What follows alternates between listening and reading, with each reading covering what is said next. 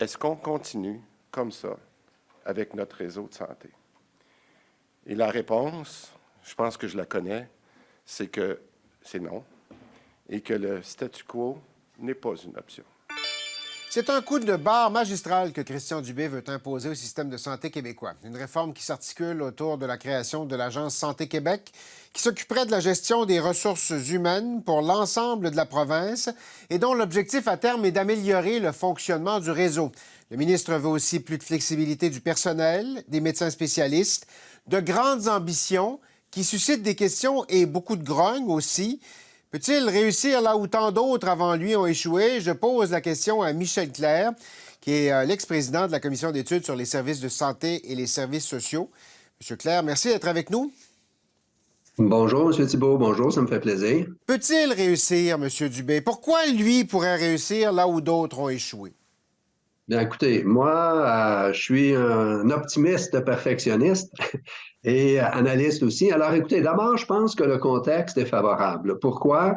Parce que les Québécois, les Québécoises et dans l'ensemble les Canadiens se sont bien rendus compte là, des limites très importantes, inhérentes au système actuel.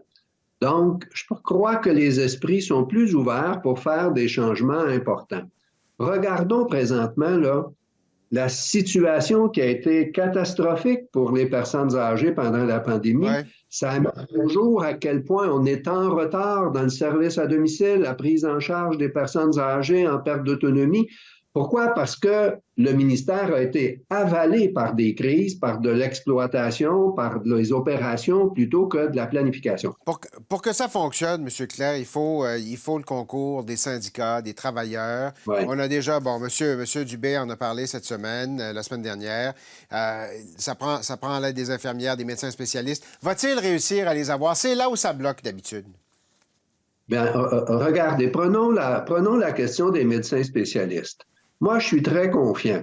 Il y a 22 ans, nous recommandions, j'ai encore mon rapport sous la main, Oui. recommandations 27 et 29. Nous faisions 2 recommandations à l'époque pour accroître la responsabilité populationnelle des médecins spécialistes. Nous mettions de l'avant d'abord l'idée de dire ce qu'on appelle l'octroi des privilèges aux médecins spécialistes en milieu hospitalier.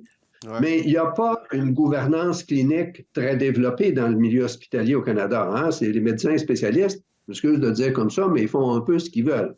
Alors, nous, on avait recommandé que lors de l'octroi des privilèges, le conseil d'administration vienne préciser là, de manière assez pointue les responsabilités, les obligations des médecins à l'égard des services à la population. Mais en contrepartie, nous avions également proposé que les médecins spécialistes aient libre cours pour organiser des cliniques médicales spécialisées affiliées. Un peu comme en France. En 70% en France de la chirurgie ambulatoire est faite dans des cliniques privées conventionnées. Il y a moyen de faire des choses équilibrées qui vont donner plus de satisfaction au travail, mieux répartir la responsabilité entre tous les médecins spécialistes, avoir une gouvernance qui est plus transparente, qui est plus, j'allais dire, contemporaine, et ma foi, le moindrement qu'il y a de la bonne volonté des 2 parties, je pense que c'est possible. Et est-ce que c'est possible avec les infirmières? Parce que là, vous me parlez du cas des médecins spécialistes. Ben oui, certainement. Remarquez que moi, j'ai été un peu surpris que le gouvernement aille de l'avant avec l'idée d'avoir un employeur unique. Et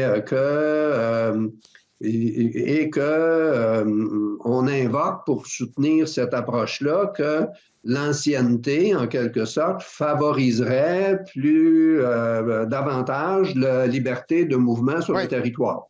Ma proposition à moi, comme je vous dis, je suis un optimiste perfectionniste. Moi, je me dis, si nous sommes pour avoir un employeur unique et puis des gestionnaires au niveau local, au niveau des hôpitaux ou peut-être même au niveau territorial, bien moi, je pense que le moment est venu pour les syndicats et pour le gouvernement d'avoir des conseils d'établissement qui viennent mesurer la satisfaction de la clientèle, mais aussi la satisfaction au travail, de façon à pouvoir éclairer l'employeur et les syndicats sur des nouvelles façons de concilier, par exemple, la compétence avec l'ancienneté. Est-ce que ça veut dire, d'après vous, à terme, la fin des agences privées?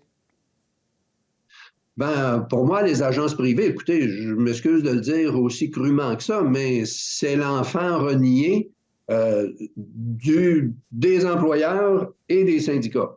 Parce que en ayant des conventions collectives trop rigides, des gestions de la gestion des ressources humaines trop rigides, mais qu'est-ce que ça fait? Ça fait que pour les jeunes mères ou pères de famille, bien, c'est beaucoup plus intéressant d'aller en agence que de travailler dans le réseau. Et puis le fait aussi que si on veut développer de la compétence, si on dit, moi, j'aimerais mieux passer de temps plein à 2 temps parce que je veux continuer à me développer comme infirmière professionnelle ou autre, eh bien, c'est pas favorisé. Là. Le système ne favorise pas cela. Alors, donc, moi, je pense que si on veut éliminer les agences, là, on est bien mieux du côté de la médecine spécialisée, multiplier des organisations beaucoup plus petites, beaucoup plus agiles et qui vont fournir les mêmes conditions ou à peu près salariales pour des infirmières, avoir des cultures organisationnelles qui sont plus agréables, les avoir aussi dans le réseau de la santé. Vous savez, hein, la paye, là, avec le salaire, qu'est-ce qu'on achète? On achète des heures de travail. Avec une bonne culture organisationnelle, qu'est-ce que c'est qu'on fait? On attache les cœurs au travail. Michel Clerc, rapidement en terminant, qu'est-ce qui manque dans ce projet de loi-là ou quel est le plus grand défi de M. Dubé? Je pense que le plus grand défi, c'est de convaincre les organisations des syndicats de médecins et les autres syndicats que la responsabilité là, pour améliorer le système est partagée avec eux. Et je serais porté à dire aussi qu'après avoir vécu ce qu'on a vécu, je pense que tous les partis politiques là, ont un peu la responsabilité d'essayer de trouver des voies nouvelles. Pas juste de dire, là, on veut encore plus de la même chose. Je pense qu'il faut s'ouvrir à des voies nouvelles. Puis ça, c'est un grand défi là, de convaincre tout le monde que chacun a sa responsabilité dans l'évolution de la situation pour le mieux. On va suivre ça avec beaucoup d'intérêt. Michel Clerc, merci d'avoir été des nôtres cette semaine. Ça m'a fait plaisir, M. Thibault. Merci de m'avoir invité.